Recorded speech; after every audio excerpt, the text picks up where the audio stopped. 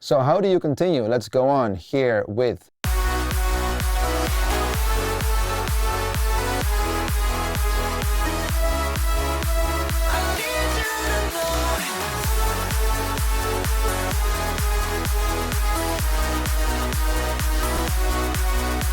So this is what we call the second part of the drop. You'll have the first part here, takes 15 seconds, and then the second block of the drop, another 15 seconds before we dig into the breakdown. Now, what is being added at the second part of the drop? Because you want to keep people's attention, you don't want to add too much, but you need to have something added to the mix to keep it going and to make it stand out from the first part. Again, this is also a way to keep people interested in the song. So what do we exactly add here track-wise? Well, there's this shaker that adds in and a clap. And there's a whole lot to the movement of the drop.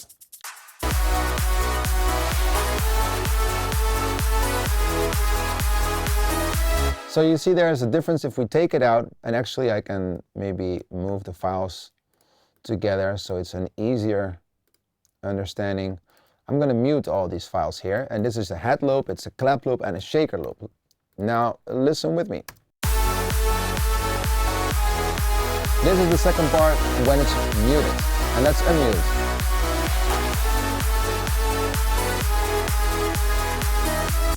So these elements,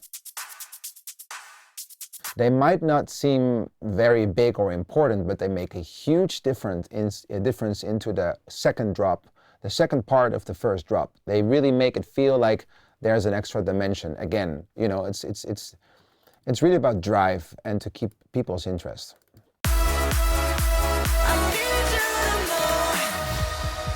Now, this is a really fun part of the record. Because we could have skipped this part, and I'm going to actually show you how that sounds like. If you, and it's a nice trick to show in Logic as well, if you select some here at the timeline, you select a piece that you want to skip of your record just to check out if it works. You do a right mouse click, and then you click on sweep left and right locators. And it's actually going to invert the color here. Now this will be skipped on playback, and this is how it sounds like if we take out the part that you just heard.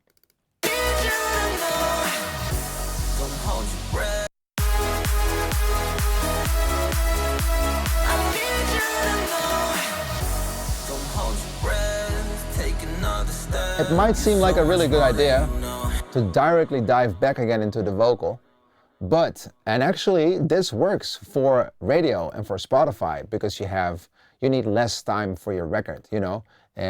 But if you're playing it live, that's why you need a different mix for festivals and for radio / Spotify or Apple Music. It's because you need some time again to recuperate. People are dancing or jumping and they need a second to stand down, let go of the tension in their bodies, rebuild and re-grab their attention. So this part is super important when it comes to live performances.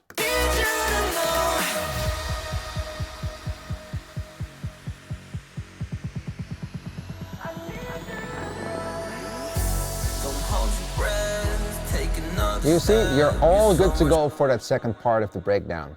Now, this is something that you completely need to feel yourself, and maybe your record is built differently, and that's perfectly fine.